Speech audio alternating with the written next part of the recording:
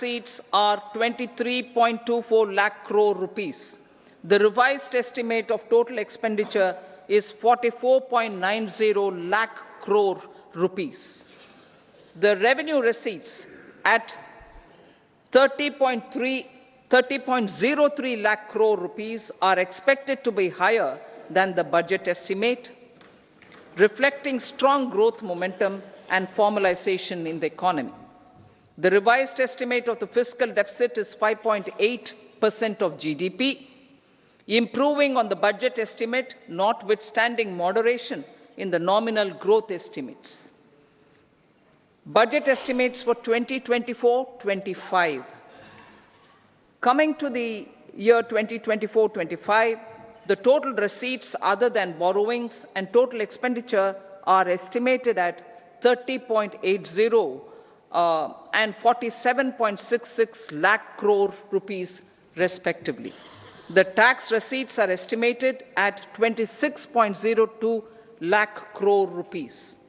The scheme of 50-year interest-free loan for capital expenditure to states will be continued this year with an outlay of 1.3 lakh crore rupees. We continue on the path of fiscal consolidation, as announced in my budget speech of 2021-22, to reduce fiscal deficit below 4.5% by 25-26.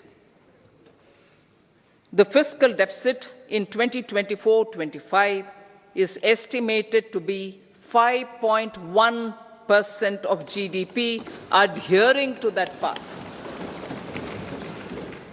So the gross and net market borrowings through dated securities during 24-25 are estimated at 14.13 lakh crore rupees and 11.75 lakh crore respectively. Both will be less than that in 23-24.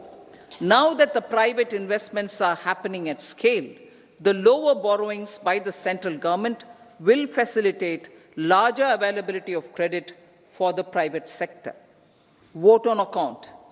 I'll be seeking vote on account approval of the Parliament through the appropriation bill for a part of the financial year 2024-25. I will now move to Part B. Honorable Speaker, sir, over the last 10 years, the direct tax collections have more than trebled and the return filers swelled 2.4 times. I would like to assure the taxpayers that their contributions have been used wisely for the development of the country and welfare of its people. I appreciate the taxpayers for their continued support. The government has reduced and rationalized tax rates. Under the new tax scheme, there is now no tax liability for taxpayers with income up to 7 lakh rupees, up from 2.2 lakh rupees in the financial year 2013-14. The threshold for presumptive taxation for retail businesses was increased from 2 crores to 3 crores.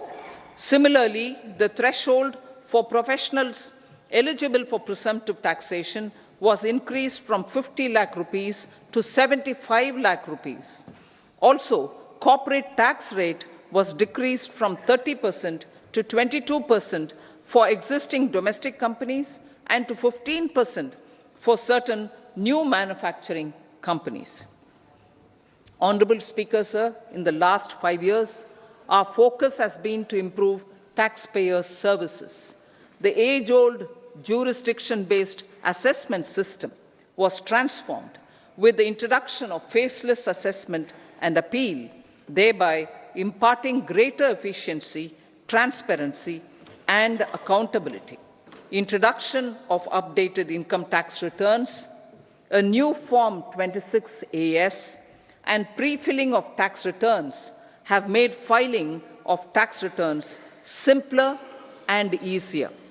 Average processing time of returns has been reduced from 93 days in the year 2013-14 to a mere 10 days this year, thereby making refunds faster.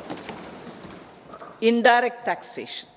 By unifying the highly fragmented indirect tax regime in India, the GST has reduced the compliance burden on trade and industry. The industry has acknowledged the benefits of GST. According to a recent survey conducted by a leading consulting firm, 94% of industry leaders view the transition to GST as largely positive.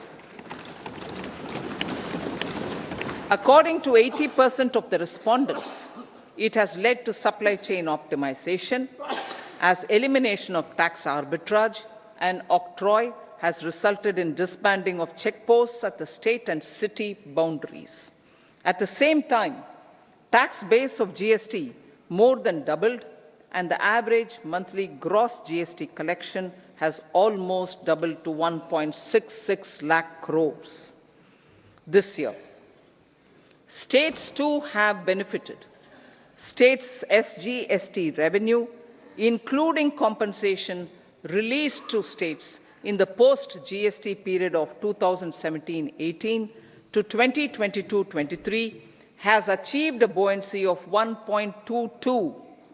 In contrast, the tax buoyancy of state revenues from subsumed taxes in the pre-GST four-year period of 2012-13 to 2015-16 was a mere 0.72.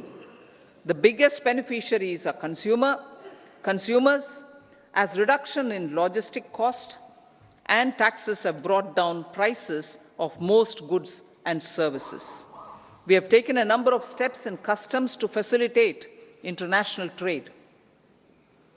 As a result, the import release time declined by 47% to 71 hours at inland container depots, by 28% to 44 hours at air cargo complexes, and by 27% to 85 hours at seaports over the last 4 years since 2019, when the national time release studies were first started.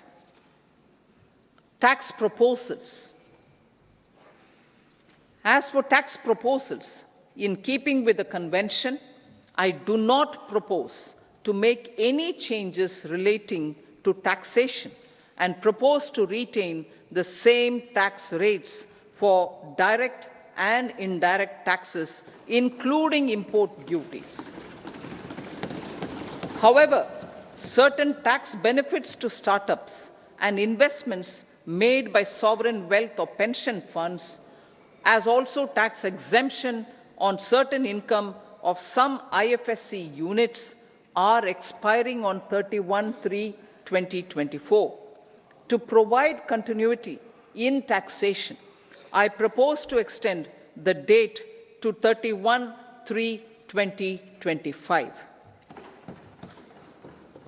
Moreover, in line